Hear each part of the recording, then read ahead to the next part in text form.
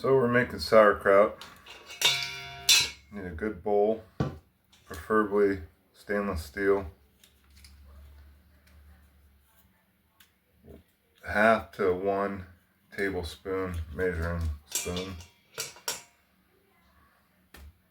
A head of cabbage. Outer leaf removed before you put it on your cutting surface.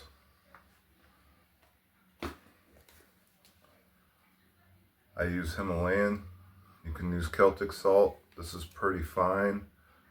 If you use the real clumped up Celtic salt, you want to use 2 tablespoons. With this, we're going to use 1.5 because it's a little finer. Never use table salt. I use a grater. I'm not going to sit here cut this thing up with a knife for an hour. So first thing I want to do is quarter it.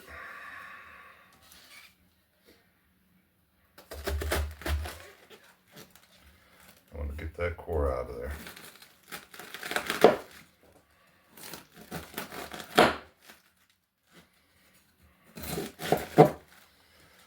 Now if this was organic, or if I'd grown this at home, I'd be keeping the core and grinding it up. But this is store-bought, so I'm not going to do that. And pull these other outer leaves off. Anything that doesn't look quite appetizing, and cut off.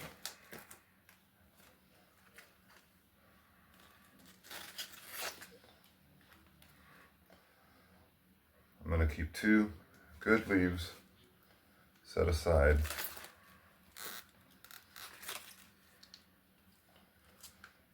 Yeah. And the rest I'll discard.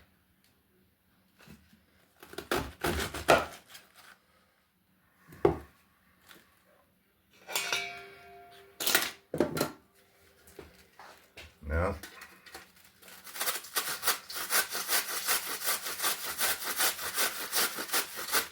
I like mine nice and small.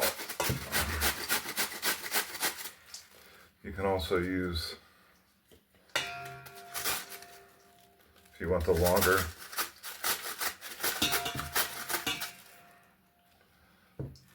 doesn't matter.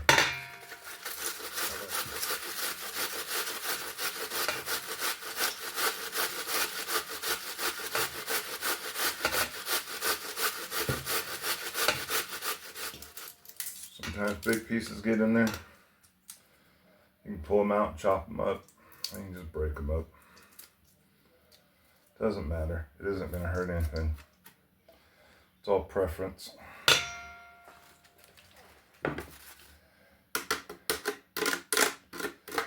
Alrighty.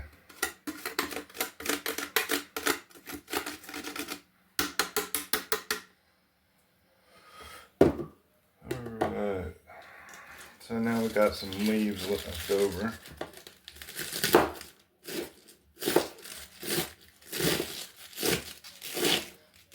Cut them up.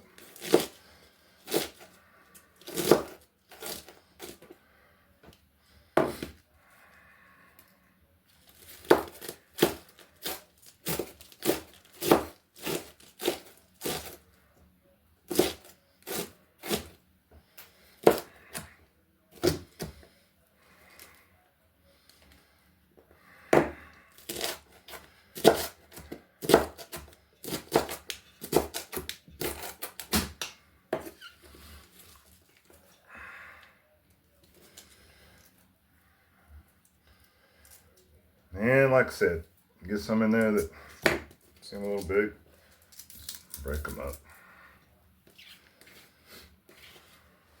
And it goes without saying, you want to make sure you have very clean hands, very clean workspace, utensils, because anything that's on your hands, you will introduce into your sauerkraut. Keep that in mind.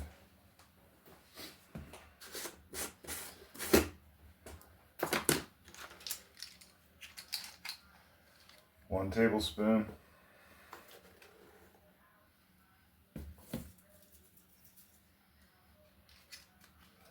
One and a half.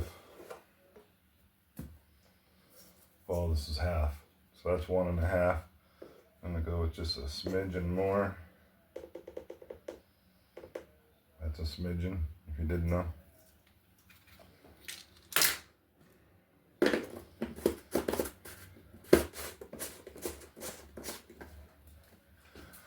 So you're doing about 2% of weight by grams. This is between a 4.5 and a 5-pound cabbage. And so the weight works out to 2 tablespoons of Celtic salt, but I don't have any Celtic salt. The Celtic salt is larger salt. Himalayan's a little smaller, so that's why I went with a little bit less, because there's actually more salt in the spoon.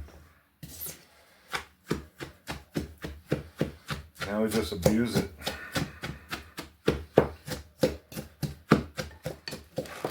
Get in here, grind it up. Get that salt all mixed through.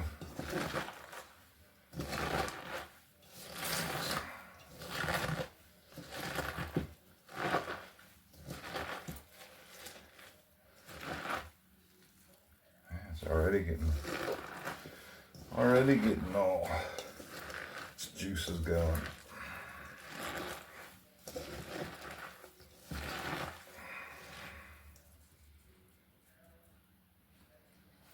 So while I'm gonna let this sit for a little bit and stir in its juices, as they say. Maybe they don't. Maybe I saw that on a movie.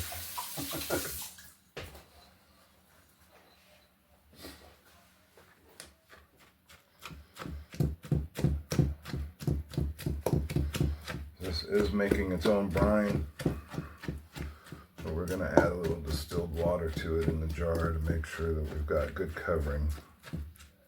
So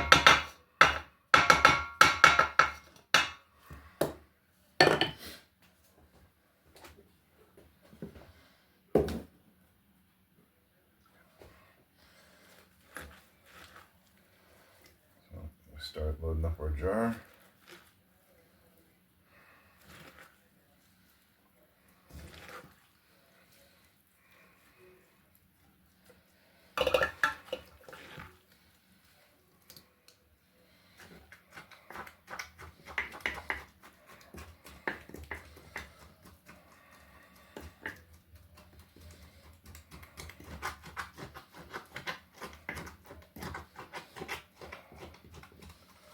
Packed in there pretty good.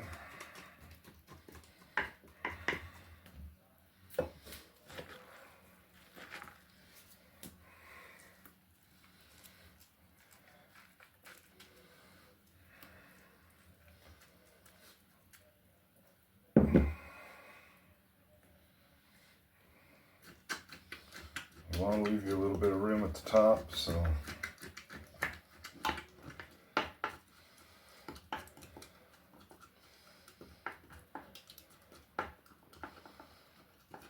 doing just fine. Alright. Let's get the rest of this in this jar.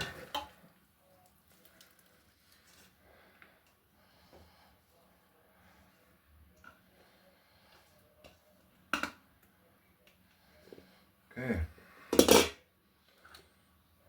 Got all that out of there. Almost 2 jars.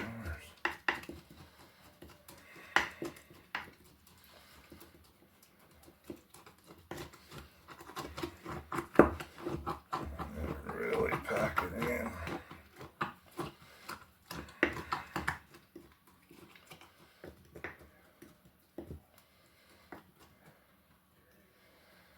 I could take a tiny bit out of this jar and add to this jar and kind of even them up.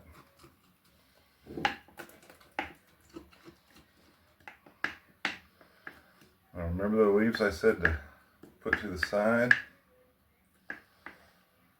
This is where they come in.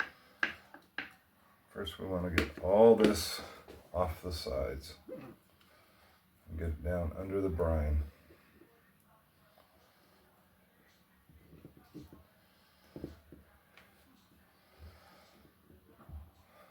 Oh, that's on the outside, it won't go under the brine.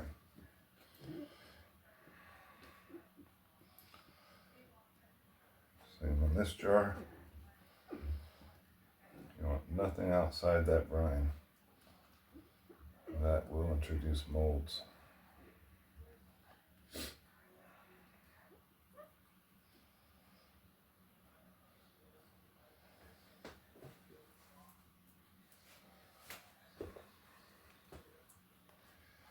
Now we're going to take a piece of leaf.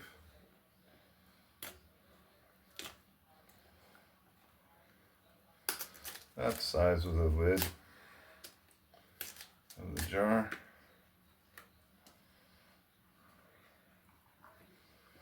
Force it down in there. Some people use plastic. If you can use a leaf, it's all good.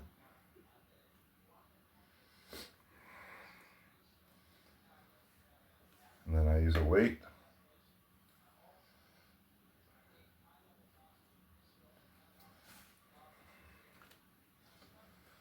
Same over here on this side.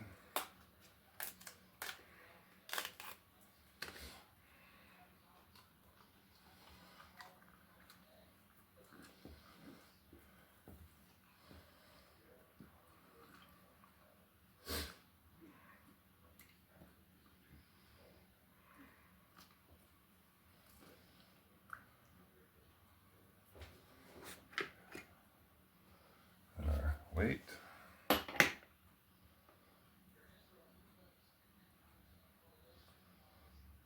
Push that down. Push that down. Now we have two different types of lids. This lid, yeah, that off there.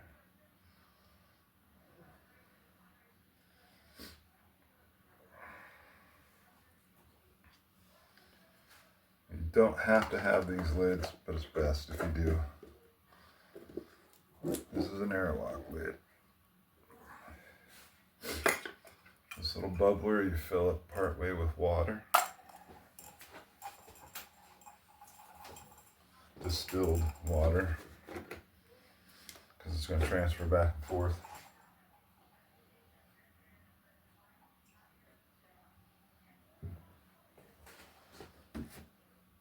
About halfway.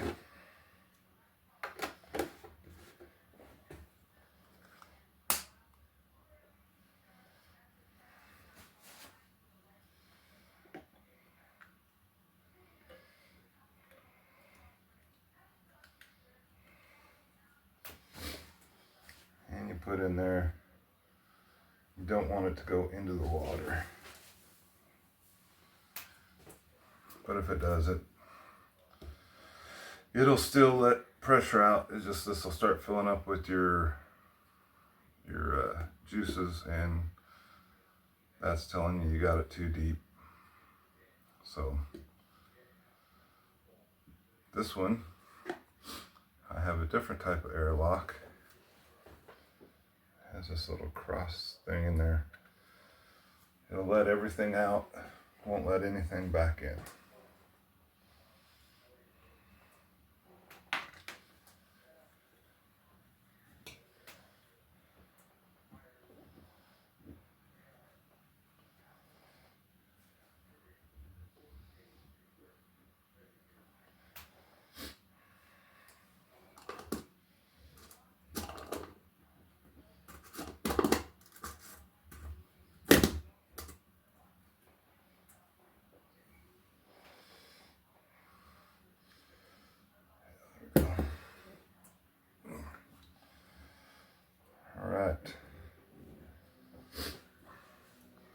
So you're going to let these sit.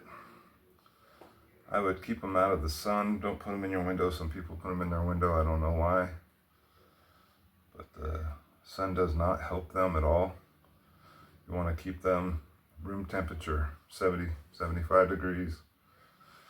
And you want to check them every couple days. You can taste them every couple days.